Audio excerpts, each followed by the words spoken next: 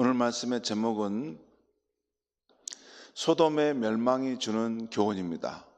소돔의 멸망이 주는 교훈. 오늘 말씀에는 하나님께서 하늘로부터 유황과 불을 비처럼 내리셔서 죄악의 도시 소돔과 고모라를 멸망시키는 것이 나옵니다. 또 그 가운데서 아브라함을 생각하사 롯과 그 가족을 구원하신 것이 나오고 있습니다. 오늘 말씀 24절에서 26절을 제가 읽겠습니다. 24절에서 26절입니다. 여호와께서 하늘 곧 여호와께로부터 유황과 불을 소돔과 고모라에 휘같이 내리사. 하늘에서 내려오는데 그것이 여호와께로부터 내려왔다는 거예요. 그리고 유황과 불이 비같이 내렸다. 25절 보겠습니다. 그 성들과 온들과 성에 거주하는 모든 백성과 땅에 난 것을 다 엎어 멸하셨더라. 롯의 아내는 뒤를 돌아보았으므로 소금 기둥이 되었더라. 선사가 뒤를 돌아보지 말고 빨리 산으로 도망하여 피하라 라고 했지만 롯의 아내는 뒤를 돌아봤어요.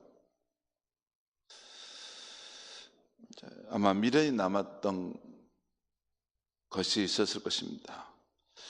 자, 멸망의 도시를 빠져나와 롯이 소알성으로 들어가자 드디어 하늘에서 유황과 불이 비오듯 쏟아져 소돔과 고모라를 불태웠습니다. 교만, 정욕, 폭력으로 물든 도시, 악행으로 치닫던 도시를 여호와께서 예고하신 대로 심판하신 것입니다. 사람들은 자신들이 살던 삶의 터전이 한순간에 불타 사라질 줄은 꿈에도 몰랐을 것입니다. 이 소돔성이 멸망한 것을 성경은 후대의 본보기로 삼았는데 곧 불경건한 자들에 대한 경고가 되게 하셨습니다. 그래서 구약과 신약에 보면 불경건한 자들, 하나님의 존재를 잊어버리고 마음껏 죄악과 교만한 삶을 살아가는 자들을 향해서 선지자들이 경고할 때 이 소돔의 이 심판에 대한 내용들을 자주 말합니다. 특별히 신약에 오면 이 마태복음 10장 15절과 또 11장에 보면 예수님은 제자들을 파송하는데 그 제자들을 영접하지 않는 마을은 심판날에 소돔과 고모라 땅이 그 성보다 견디기 쉬울 것이라고 말씀합니다. 이것은 복음을 거부하는 죄가 소돔의 죄보다 크다는 것을 강조하신 것입니다. 소돔의 죄도 크지만 하나님의 아들로 우리 인류를 구원하기 위해 오신 예수를 거부하는 죄는 더 크다는 것입니다. 여러분 잠깐 보시죠. 사람이 이 땅에 살면서 죄를 지을 수 있고 악한 일을 행할 수 있습니다. 그것은 그대로 있겠죠. 그런데 하나님께서 이 악하고 죄 가운데 있는 그 사람을 구원하기 위해서 그의 독생자를 보내주시고 구원의 복음을 준비해 주셨는데 그것조차도 거부하고 하나님이 어디 있어? 나는 회개할 거 없어. 나는 내가 산 대로 갈 거야. 그렇게 하면 그건 얼마나 큰 죄입니까? 그러죠? 우리가 좀 죄를 짓는 거, 사실 죄라는 것은 창조주 하나님과의 관계입니다. 그렇잖아요. 우리를 지으신 분과의 관계죠. 그 관계가 있어 어그러지고 잘못된 길을 간다는 거 아닙니까? 그래서 이런 그 사람 때문에 도리를 떠나서 이런저런 죄를 짓는다는 것인데, 그래서 하나님께서 이렇게 그 죄 심판하신다는 것인데, 하나님이 그 인간을 구원하기 위해서 구원자인 예수를 이렇게 준비해서 보내시고 누구든지 그 자비와 긍휼을 받아 구원을 받으라 했는데 하나님 어디 있어? 나는 그런 구원자 믿지도 않겠어.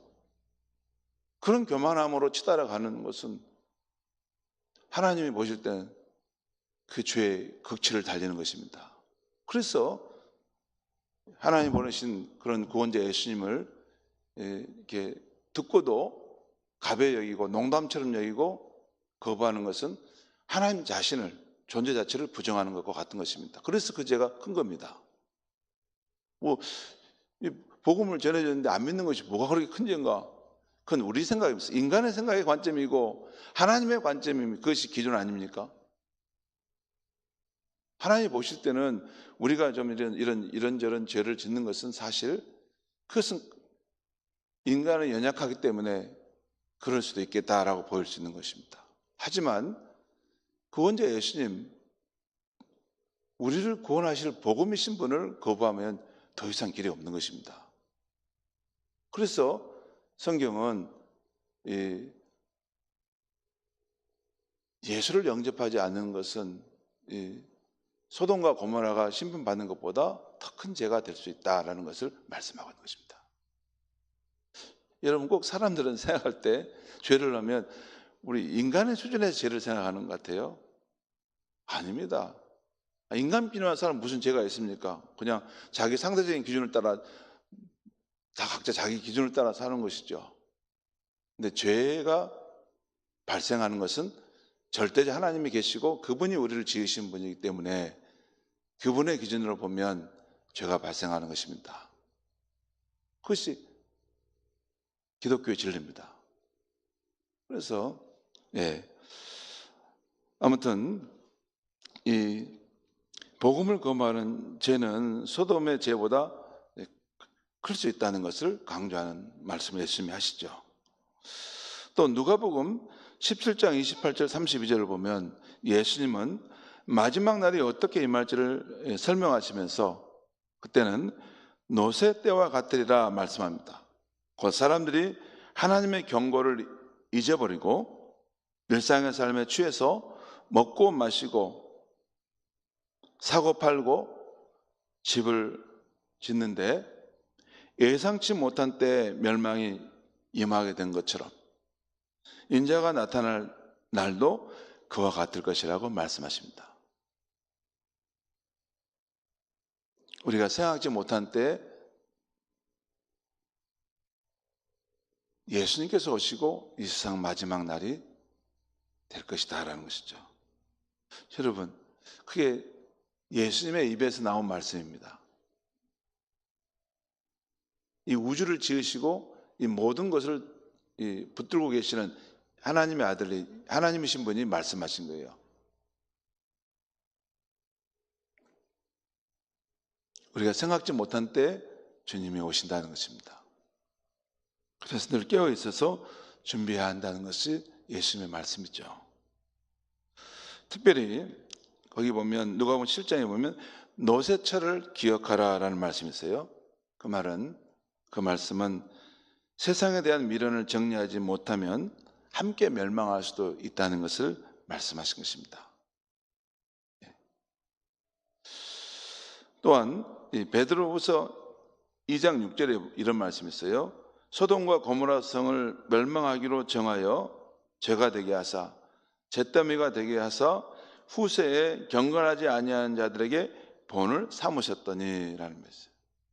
그러니까 하나님을 잊어버리고 하나님이 어디 있어? 그냥 사람이 자기 마음대로 살다 가면 되는 것이지 하나님을 제거해버리고 부정해버린 그런 삶의 방식에 대해서, 불경건한 삶에 대해서 하나님께서 반드시 심판하는 날이 있다는 것을 본으로 보이셨다는 것입니다. 그 다음 말씀, 오늘 27절에서 29절 말씀을 또 제가 읽겠습니다. 27절입니다. 아브라함이 그 아침에 일찍 일어나 여호와 앞에 서 있었던 곳에 이르러 소돔과 고모라와 그 온 지역을 향하여 눈을 들어 연기가 온기가마에 연기같이 씻었음을 보았더라. 여러분, 아브라함이 왜 그 아침에 일찍 거기 나갔을까요? 창세기 18장에 보면 여호와께서 소돔을 이제 심판하실 것이다라는 것을 넌지시 말씀을 하자 아브라함이 하나님 앞에 나와서 간구하지 않습니까? 의인이 있다면 함께 멸하시면 되겠습니까? 그래서 의인 50이 있다면 멸하시겠습니까? 의인 40이 있으면 멸하시겠습니까? 의인 30이 있으면 멸하시겠습니까? 계속 묻지 않습니까? 그래서 이제 소돔이 어떻게 됐는가를 알아보려고 그 아침에 일찍 일어나 거기서 가봤던 것이죠. 그런데 오늘 말씀대로 그 소돔과 고모라 그 지역에 연기가 나고 그것이 이렇게 치솟아 오르는 것을 보았다는 것이죠. 그 땅이 결국 멸망했구나 하는 것을 보았던 것이죠. 29절 보겠습니다. 하나님이 그 지역의 성을 멸하실 때 곧 롯이 거주하는 성을 엎으실 때에 하나님이 아브라함을 생각하사 아브라함을 생각했다는 거예요. 롯을 그 엎으시는 중에서 내몰에 섰더라. 그러니까 소돔을 심판하실 때에 하나님께서 아브라함을 생각하셨다는 거예요. 그래서 롯과 그 가족을 구해 주셨다는 말씀입니다. 그러니까 심판 가운데 롯이 목숨을 구한 것은 그가 의로워서가 아니라 아브라함의 덕분이고 또 기도 덕분이었던 것입니다. 소돔이 심판받기 전에 창세기 18장을 보면 아브라함은 하나님께 혼신의 중재 기도를 드리는 것이 나옵니다. 그때 하나님은 아브라함의 다른 말씀을 특별히 하지 않으셨지만 그 아브라함의 기도를 하나님이 기억하시던 거예요. 그래서 그 적과 롯을 멸망 가운데서 구원해 주셨던 것입니다. 그 다음 30절에서 마지막까지 말씀은 롯의 딸들이 아버지를 속여 동침하여 모압과 암몬 족속의 조상을 낳는다는 이야기가 나와 있습니다. 롯의 딸들이 어렸을 때부터 지하계 도시에서 살게 되면서 보고 배운 대로 부끄러운 일을 행하고 있는 것을 보게 됩니다. 사람이 본 대로 들은 대로 그렇게 살아가죠. 그 영향이 굉장히 세속 문화의 영향이 큽니다. 그대로 아버지한테 행해서 후손을 잇고 있는 것을 보게 됩니다. 성도 여러분, 오늘 아침 말씀에서 우리가 얻은 영적 교훈은 무엇일까 깊이 묵상해 봤습니다. 한 3가지 정도입니다. 첫째는 우리가 사는 이 세상의 문화는 소돔처럼 하나님을 잊어버린 불신 문화입니다. 제가 이 말씀을 드리는 것은 우리가 사는 이 시대의 과학과 기술 문명, 의학이 화려하고 정말 놀랍도록 발전했다는 것은 부정하는 것이 아니에요. 외연적인 것은 굉장히 발전하고 정말 눈부시게 변화되었습니다. 너무나 정말 살기 좋은 세상이 되었어요. 그런데 그 문화만은 소돔과 고모라처럼 하나님을 잊어버린 불신의 문화라는 것입니다. 그러므로 이 불신의 세상에 살아갈 때 진리의 말씀과 성령으로 늘 깨어서 우리 자신의 영과 마음과 몸을 지켜야 하는 것입니다. 또한 자녀들에게도 말씀으로 경계해 주어야 하는 것입니다. 가끔 보면 이제 자녀들이 잘 되기를 위해서 기도 부탁을 하고 자녀들이 취업하고 훌륭한 직장을 얻었던 것에 대해서 보면 그리고 딱 끝이에요. 제가 목사로서 보면 걱정이 돼요. 저 자녀는 이제 출세해가지고 이제 잘 되겠다라고 생각하는데 앞으로 세상으로 힘을 다해 달려가겠구나라는 생각이 들어요. 성공지향적이고 하나님을 알지 못하고 잊어버린 그런 세상 문화 속에 쭉 빠져들어가지고 살 수도 있겠구나. 그러면 어찌 될까? 저렇게 좋은 직장 취업한 것이 과연 좋은 것일까? 모릅니다. 저는 모른다고 생각해요. 그래서 항상 우리 자녀들이 취업을 하고 또 좋은 직장을 얻고 이런 세상에 정말 잘 정착하고 살아가는 것도 중요하지만 그들이 하나님의 택한 자녀로서 이 불신의 문화 한복판에서 자신의 믿음을 지키도록 독려하고 격려하는 것은 너무나 중요합니다. 그들이 그 말씀을, 부모의 말씀을 따라 사느냐 안 사느냐는 것은 그 다음 문제고, 부모가 늘 그것을 경계해 줘야 되는 것입니다. 우리는 택한 하나님의 자녀들이다. 하나님을 믿는 사람들은 이 세상 문화, 불신 문화에 그냥 아무렇게나 쏠려다니며 사는 것이 아니다. 우리 자신을 지키는 것이다. 몸과 마음을 지키고 영을 지켜야 된다. 우리가 짧게라도 그런 말씀을 늘 신호를 보내줘야 합니다. 그것이 믿음의 부모들의 모습입니다. 두 번째는 이 소돔과 고모라를 심판으로 경고하신 것처럼 이 세상과 우리 삶에 대해서 하나님의 공의로운 심판이 꼭 있을 줄을 알아서 심판을 피할 유일한 산성이요 피난처 되시는 구주 예수님을 우리는 늘 의지해야 하겠습니다. 그분만을 나의 삶의 반석으로 삼아 살아야 하겠습니다. 여러분, 또 잠깐 저를 한번 보시죠. 지금까지 진리의 말씀인 이 성경의 하나님의 말씀을 통해서 분명하게 밝혀진 거 한 가지가 있어요. 중요한 거. 우리 인간이 구원함을 받을 수 있는 거.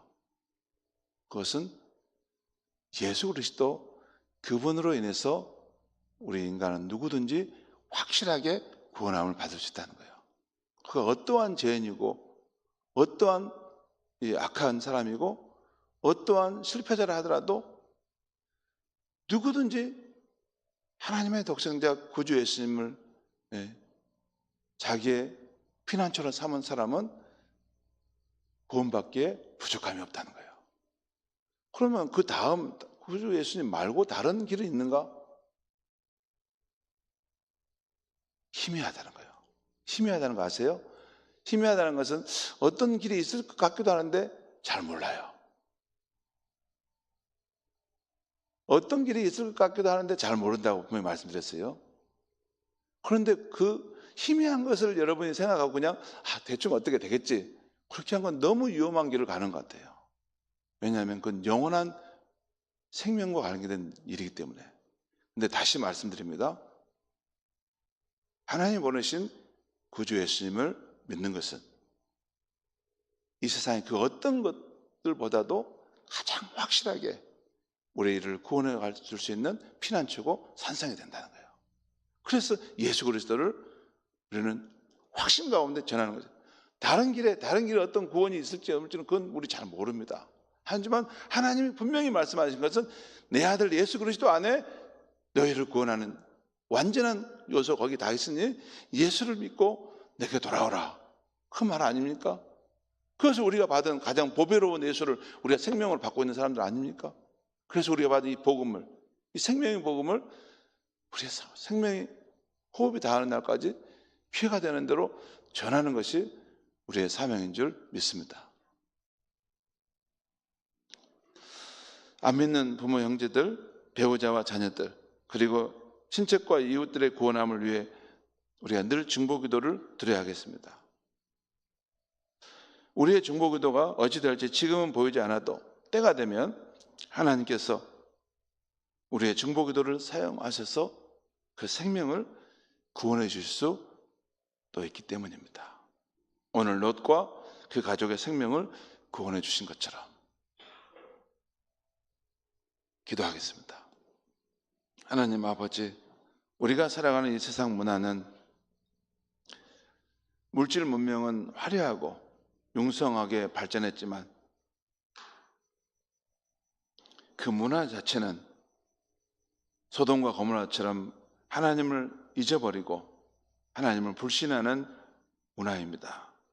이 불신 세상 한복판에 살아갈 때 늘 우리가 진리의 말씀과 성령으로 인해 깨어있게 하여 주셔서 우리 자신을 지켜갈 수 있도록 도와주시옵소서. 또한 우리의 자녀들에게도 꼭 이 생명의 말씀, 이 진리의 복음을 잘 전할 수 있도록 우리에게 용기와 믿음을 더하여 주시옵소서. 그리고 때가 되면 우리의 삶도 또 모든 인류도 영원한 심판자이신 우리 주 예수님 앞에 서게 될 텐데, 그때 우리가 하나님 앞에 설 때 피난자이신 우리 예수님을 의지하고 또 방패 삼아 살아왔던 삶이 가장 복된 선택이었다는 것을 아는 날이 되게 하여 주시옵소서. 예수님의 이름으로 기도하옵나이다. 아멘.